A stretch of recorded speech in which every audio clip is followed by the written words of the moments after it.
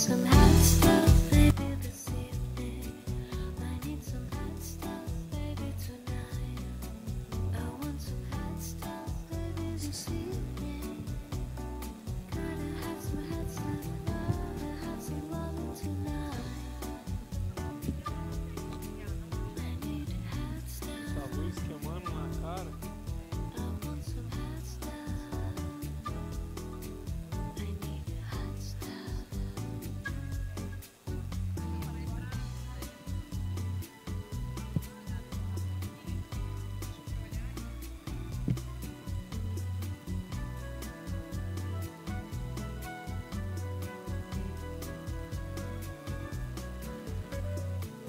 Tá ligada? Needs another, I want another night of my own. Wanna share my love with a warm-bodied lover. Wanna bring me while I'm back home. Gotta have some hot stuff, baby, this evening. I need some hot stuff, baby, tonight. I want some hot stuff, baby, this evening. Gotta have some hot stuff, gotta have some loving tonight. I need hot stuff, hot love, looking for hot love.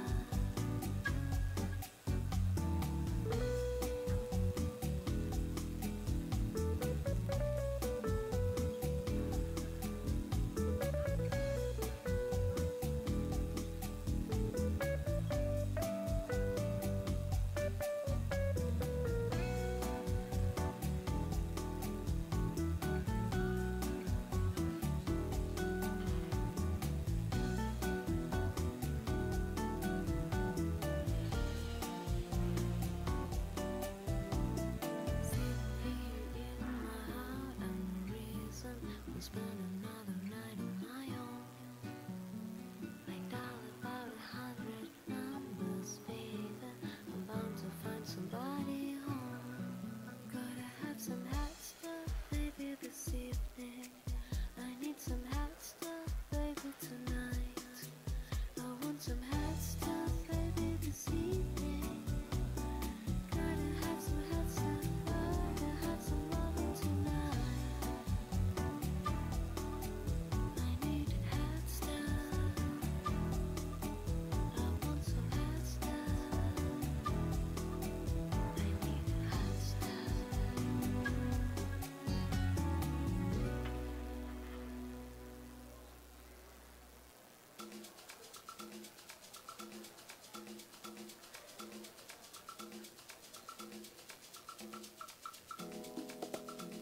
Alô. Pessoal, boa tarde a todos. Por favor, vamos começar a voltar para as cadeiras também, para a gente dar início ao aos painéis da tarde. Everybody, let's see panel from the afternoon.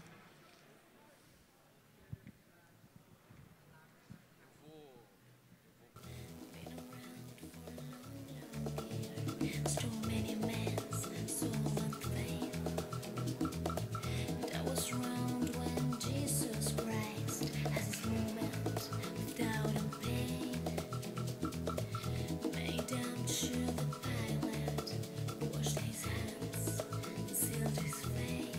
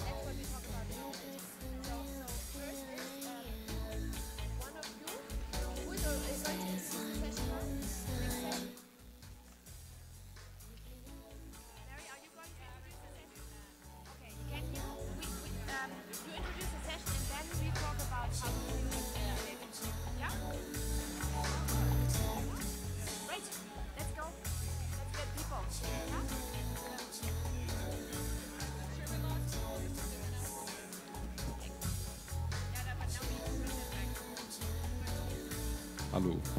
Pessoal, vamos começar, todo mundo sentado, por favor. Pessoal do café, eu sei que o cafezinho é muito bom, porém, está na hora da gente começar nosso evento agora da tarde. Já estamos atrasados 10 minutos.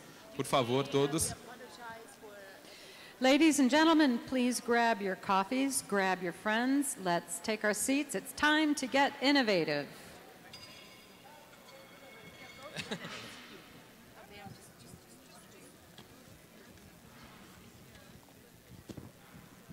We call Carlos Brando, yeah, right now. Yeah. Do you want me to just... Talk to see if I'm getting the translation.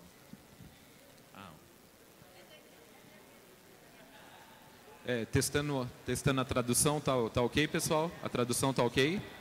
Testando. Testando a tradução, ok? Obrigado.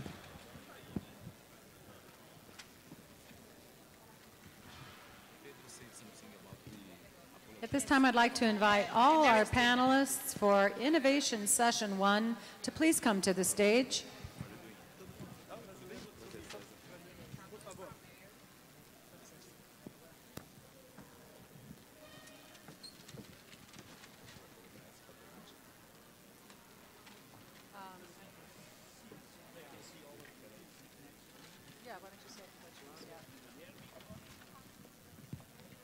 Pessoal, enquanto a gente está montando a mesa, eu gostaria de pedir desculpas pelo almoço. Infelizmente, a gente teve alguns contratempos aí na formação da mesa.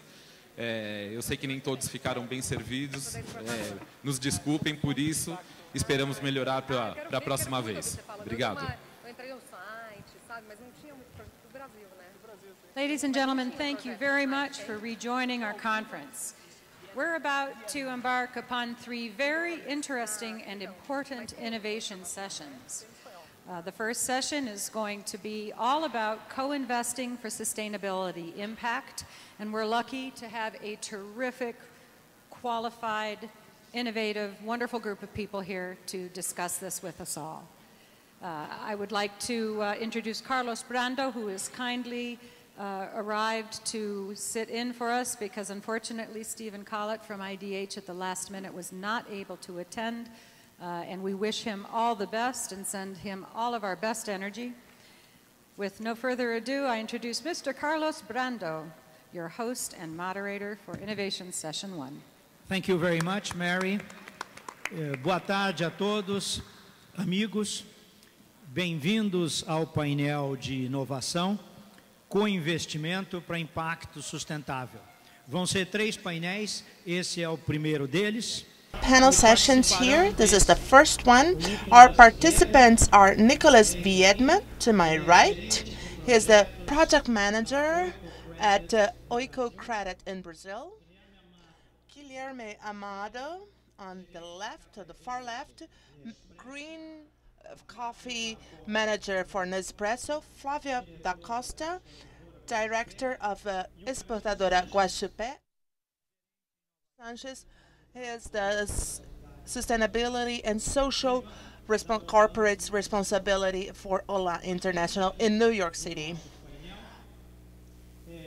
So in this panel, we have one specialist in microcredit and impact investment with experience in the coffee sector. He was not easy to find, this I can tell you. We're very happy he's here.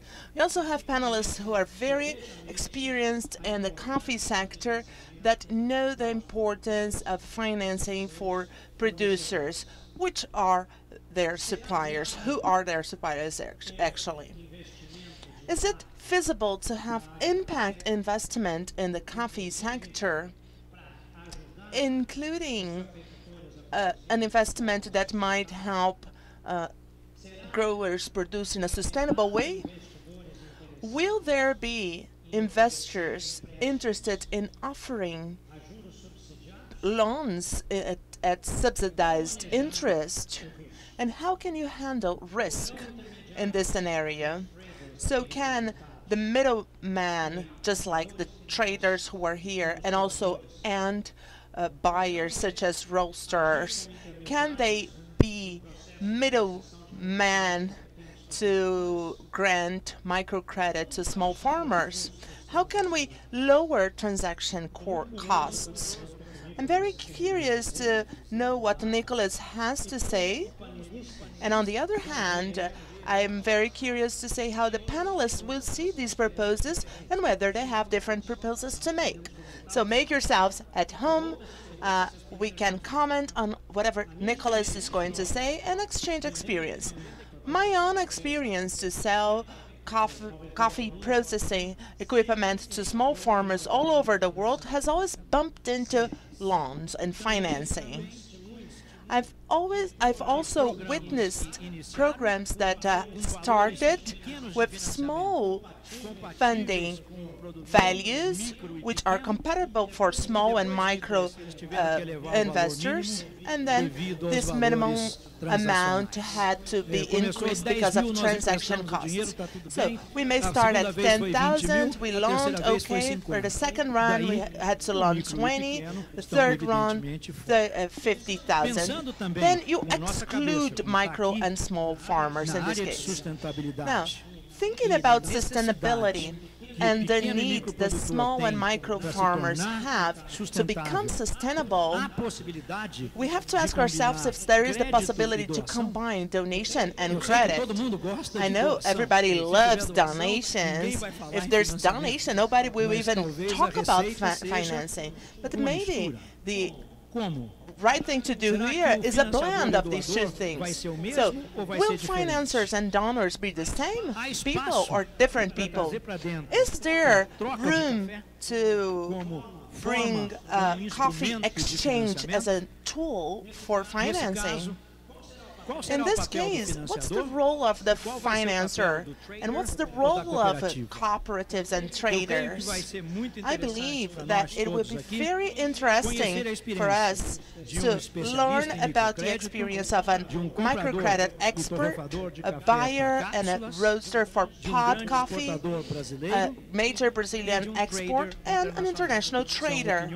So these are very diversified opinions. That's the least we can can say, and how each one of you sees the role of investment and investments to improve productivity for small farmers. I'm sure that you and Nicholas have been involved in investing, financing, and product exchange schemes. So please tell us about your experience. I do have international experience, and in my experience, we learn more from mistakes than from successes. So please, you don't have to only tell us about your successes. It's also worth talking about what did not work. Once I was hired by the ICO to make a study on how to increase coffee production in producing countries. And Brazil is a success story. But we learned a lot more with the countries that were not successful. So learning from your mistakes is essential. Without further ado, I will hand the floor over to Nicholas. Good afternoon, everyone. Thank you, Carlos, for your introduction. I'm very happy to be here with you. We have a number of interesting issues to open this discussion, and we believe you can contribute to this discussion. I hope you have enjoyed your lunch and had enough time to get your fix of caffeine so that we can start our afternoon session.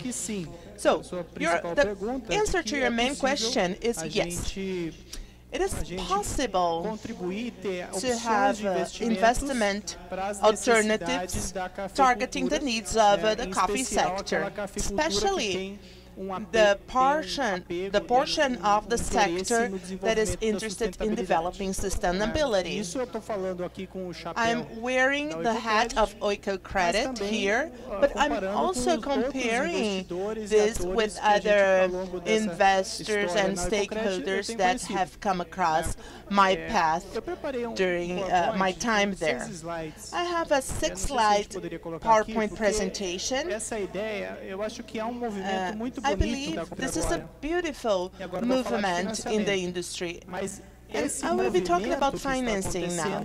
And this movement that's ongoing involves all of my fellow panelists here. And that's why what I will say may be very brief when it comes to Oiko Credit, but it should suffice the encouragement of idea sharing. So it's a beautiful topic. We'll talk about co-investing, and we'll also be talking about innovation. Yes, please. Let's just check. Yeah. There we go. So this is the topic we'll be talking about. It's a very intriguing topic because it's about innovation, and innovation regards change. And I'm sure that everyone who is here wants to talk about change. We see and admire the path to now, but we hope to have a fast-speed change in the situation. Our objective, as Carlos mentioned, is very clear: to improve profitability and the well-being of farmer families in the entire chain involved in the production of coffee. Well, very briefly, I hope you don't get tired because we're going to be speaking about some theory here. But I have some theory here, so I want to talk about the definitions of co-investing in the past and how it was defined in the past. It's quite easy to understand. You don't have to be in finances. So co-investing is to make a simultaneous decision to support a new idea. And you do that for a number of reasons. First, you don't want to have a project alone. You want to share risks. But I may make a joke here now, but I can say it's a chicken-egg situation here. I will only support initiative if other people do too. So there is an interdependence and simultaneity relation here. Both participants will take the decision at the same time. And this seems to be changing, and that's precisely what I will be talking about here. I worked for Bradesco Corporate for a few years. It's a banking system here in Brazil. And we did co-investment. It's something we used to call unionalization. It's the simultaneous commitment of two financial entities, two banks, to support an idea. This was used to expand a shop or any given activity. When you make this more sophisticated and you innovate in this union-related concept, we go to project finance. That's the concept we arrive at then.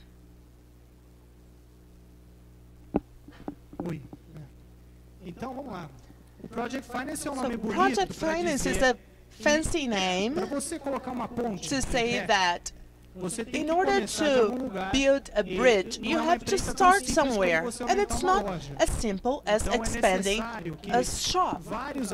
So to construct a bridge, you need different stakeholders to support the erection of this bridge. It takes time.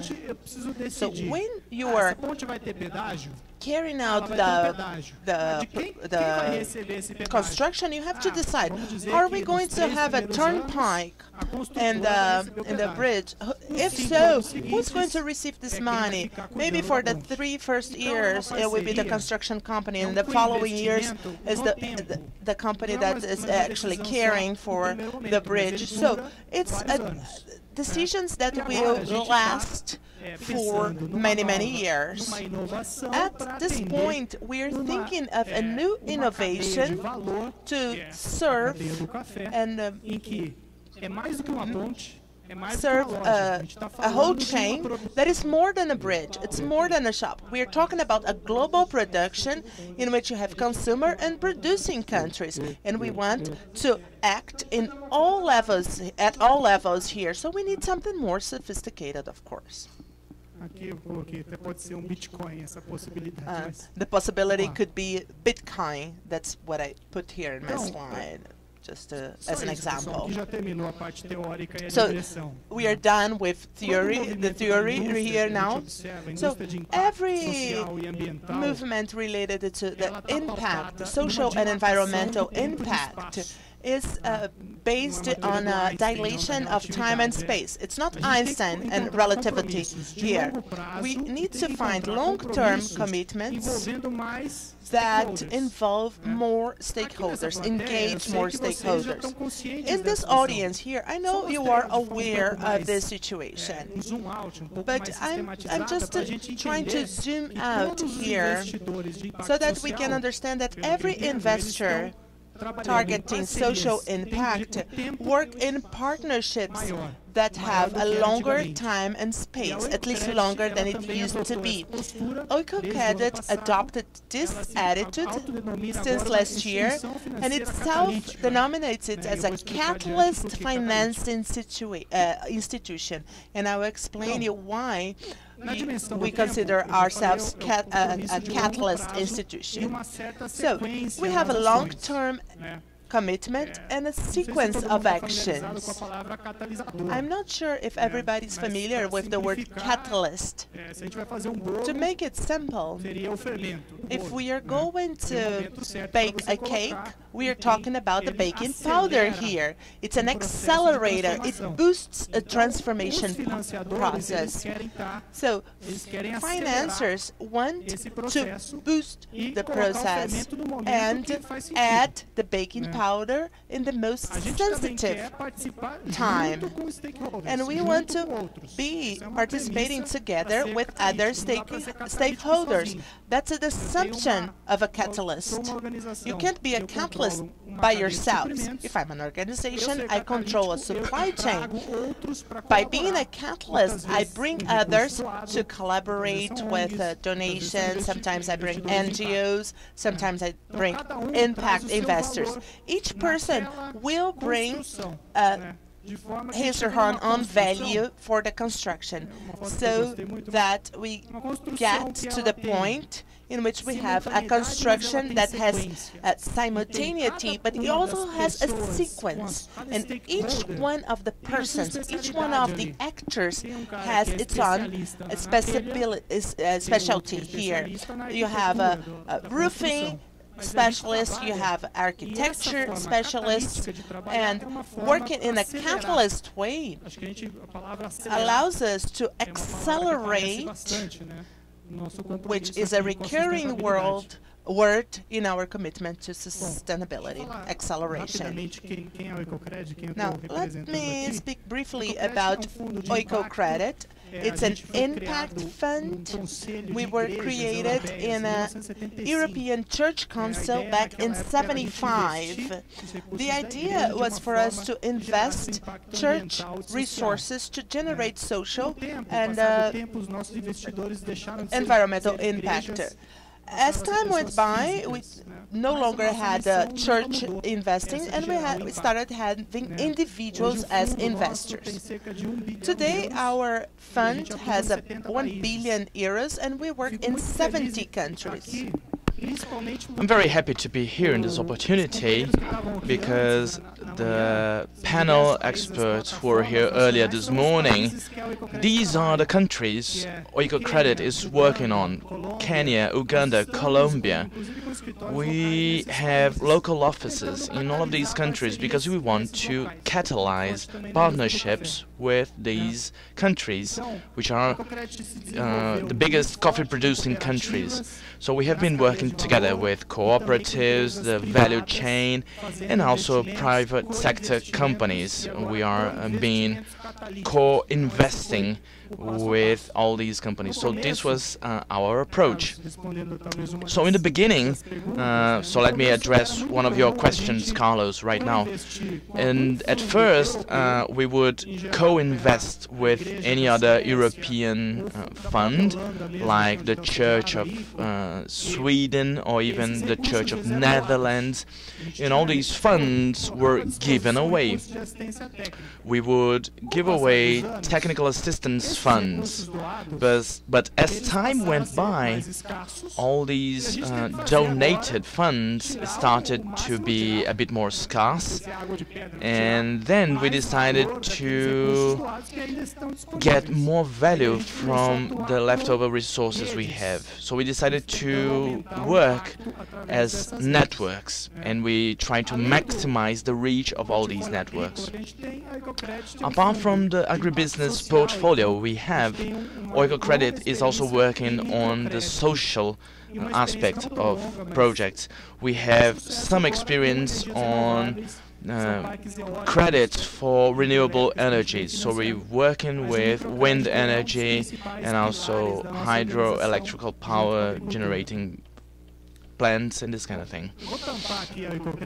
Okay, so the idea here is for us to come up with a common concept for everyone, right? So let's talk about the coffee we want. What is the coffee we want? So this is just a joke I usually make here. The coffee we want is very strong and sweet at the same time. So it needs to be strong, it needs to be viable and feasible, but at the same time it should be sweet because it needs to be socially sustainable and it's scalable. Okay, so apart from all my digression here, I'm sorry. So if you guys don't like any theory, now you guys can join me and then we can start speaking together right now. Yes, I'm just joking because some people don't really like this theoretical background. So I brought two examples today. One of them is in Peru and the other one is in Colombia. The first one is called price risk management. That's a project we used to identify the challenges we have in terms of price fluctuations, especially if we're talking about small producers. So how did we make our strong coffee? Are we acting on our own? No, because if we want to be catalysts, we want to work together with other stakeholders. So we financed this project for 3 years, so we're not talking about a 1-year harvest or crop. And the stakeholders in this project are the Catholic Relief Services. We also have OMEN, we also have Fair Trade USA, and also the Green Mountain Foundation, one of the major stakeholders in the United States. So it's a co-investment project. Each one of these stakeholders are investing and contributing to this project for 3 years. And the idea is for us to have a partnership with an American university so we can develop tools for the coffee growers who are trained. The results so far have been good. We started this project last year. So in the very first year, we were able to train 33 different stakeholders. So we focused on some managers of private sector companies, and also the owners of small companies. And for the second workshop, we carried out a survey to try to come up with strategies to have better accountability, or a better headcount or pricing for all these companies.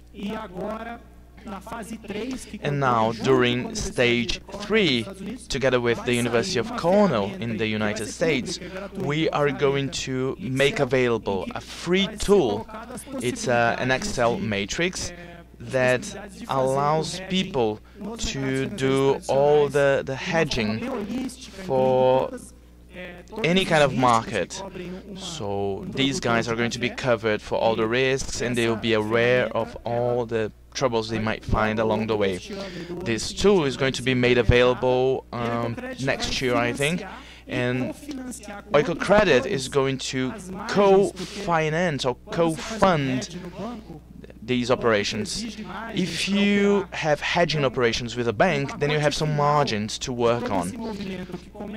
So the final outcome of this whole movement, we start with the theory and we move on to the practice. We just want companies to have hedging operations with all the banks and everyone to benefit from it. That's a project we implemented by using the SAFE platform. That's a public platform. You guys can get to know about SAFE platform if you want. You just access their website. Now, for the second project, that's where the sweet coffee kicks in the metaphor I used previously. The name of this project is the PPE project. That's the pre-exporting project. All the stakeholders here, I think you all guys are familiar with the pre-exporting measures you want to do. You have to go for the finance institutions. You want to search for pre-exporting credits, right? But now in Colombia, we had a very curious case, which was, I think in Colombia they have a year-round crop. I think they have 2 different crops during the year. So with these 2 crops, they could, the double crop, they could export all year round, or all year long. So you would imagine that these companies, they wouldn't need any kind of pre-exporting credits, right? Because they are exporting all year round, right?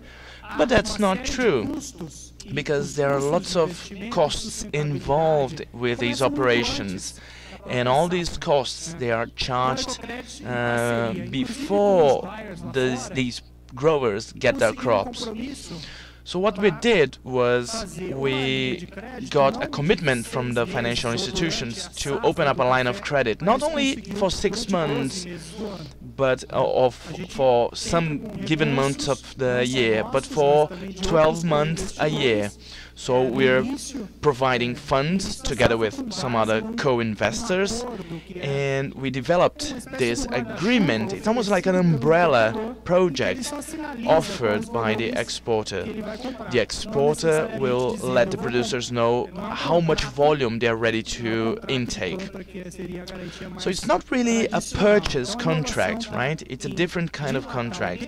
So that's where the innovation kicks in. You're just trying to enable people to work in a different way. We're just establishing a partnership from the buyers with the producers, and we know the funds are going to be made available during the year. The producers are going to be covered for expenses with soil and inputs, and that allows the buyers to have regular payments so that all the families have revenue all year long.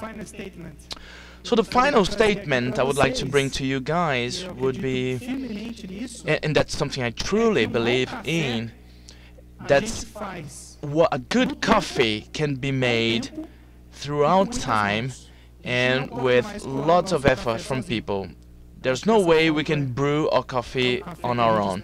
So that's the coffee we want to brew right now. It's a collective coffee. Thank you very much.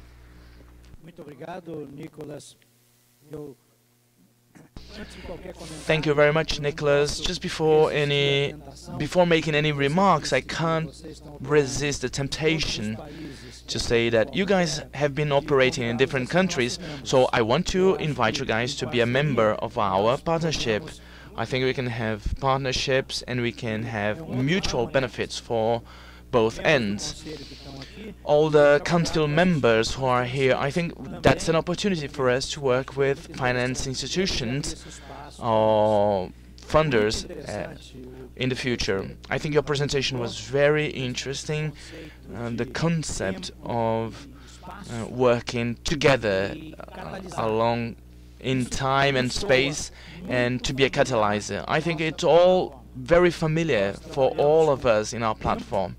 We work along some period of time, and we usually face a dilemma because everyone wants to cut short of the time. They want to save on time, and we need to expand on productivity. Space thus is very important, and you need to work collectively in order to make the best use of space. And we ourselves, our platform is also a catalyst. So I think we are in a very good alignment, even though we have different objectives. We want to have sustainable growers, and you guys are offering a different tool. But I see some common ground on it. So from this moment on, I would like to ask our panel experts, how do you feel about Nicholas's presentation? Do you think this is applicable to your business, or do you think this is something kind of far-fetched? Do you think this needs to be articulated in a more efficient way? How does that reach the smaller growers? So let me ask for the commentary of this international colleague, Olan Camilo. So please, if you guys can make some your remarks, please. Hello. Thank you, Carlos. Muito obrigado, Carlos. Vou falar em inglês. Eu sou espanhol, mas eu não quero falar portunhol, então, por favor, me perdoem, eu vou preferir falar português. Foi uma apresentação bastante interessante, Nicolas, e eu queria compartilhar algumas experiências que tivemos. First of all, I am working in Olam as the coffee sustainability lead, and Olam is a large company, so all that I'm going to refer to is specifically to the experiences in the coffee sector. We have worked in the sustainability team Trabalho no setor de sustentabilidade, desenvolvendo soluções modelos financeiros e técnicos para que a gente possa trabalhar com as instituições financeiras. Nós apresentamos o nosso modelo para várias agências financiadoras, vários bancos. Nós acreditamos muito na cena cafeeira e nós acreditamos que, ao longo prazo, nós temos que investir na sustentabilidade. Eu acho que a apresentação do Nicholas foi bastante direta e muito interessante, mas a pergunta que eu estava me fazendo é, se eu trabalho numa empresa grande como a Holan, ou, por exemplo, qualquer outra empresa bastante grande, é relativamente fácil conseguir o financiamento. E aí eu estava imaginando, será que essa ferramenta não está conseguindo apenas pegar o capital, mas não está conseguindo lidar muito bem com a minimização de riscos para os produtores pequenos? É importante trazer a nossa experiência do setor financeiro para saber como fazer esses mecanismos financeiros atuarem de forma mais eficaz. Nós temos uma linha de crédito para os nossos produtores. Então, alguns dos nossos produtores estavam bastante acostumados a lidar com crédito, outros não. Mas a grande questão é como nós podemos, na posição de uma empresa muito grande, como nós podemos fornecer o serviço de consultoria financeira para ajudar os produtores menores. Então, a questão aqui nem é tanto o capital, mas a questão de gerenciamento de risco. Então, eu acho que a apresentação do Nicholas foi bastante proveitosa e bastante oportuna. Eu conheço algumas instituições em vários países e as pessoas dizem, olha, isso é algo difícil fazer, a gente consegue fornecer o capital, mas a questão da gestão de risco é um pouco mais difícil, por vários motivos, dependendo do país. Então, essa é a solução que nós procuramos, porque eu acredito que apoio financeiro é um grande gargalo, sim. Obrigado, Camilo. O nosso modelo é que nós teremos os 3 panelistas falando e depois abrimos ao público, mas eu acho que as perguntas do Camilo merecem uma resposta. Nicholas, então,